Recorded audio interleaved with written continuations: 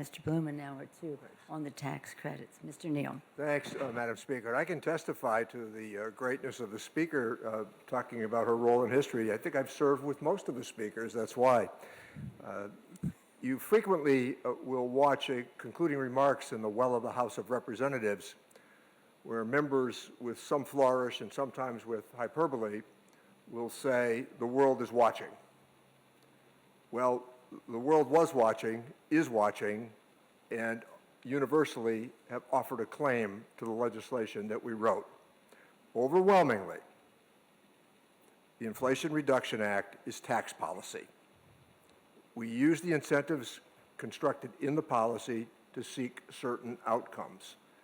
And as we heard from John Kerry last night, we heard from Al Gore last night, but we heard from foreign leaders across the board that America spoke with the Inflation Reduction Act. What's striking about these $370 billion worth of tax incentives is it addresses the issue that is fundamental to our system, and it's called risk-taking.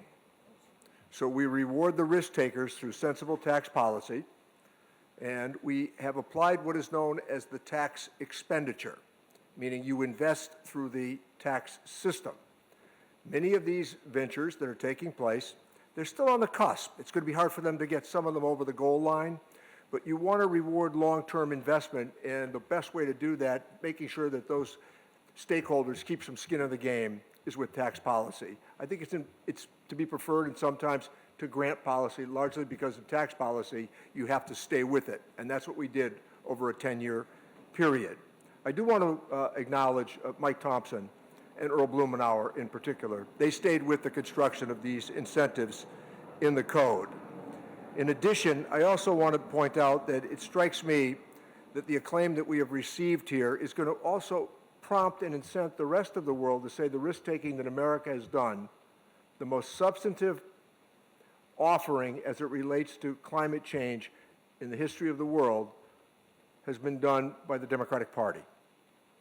We decided that we were going to proceed based upon Joe Biden's assertion that these items were achievable and doable, and we have reacted accordingly.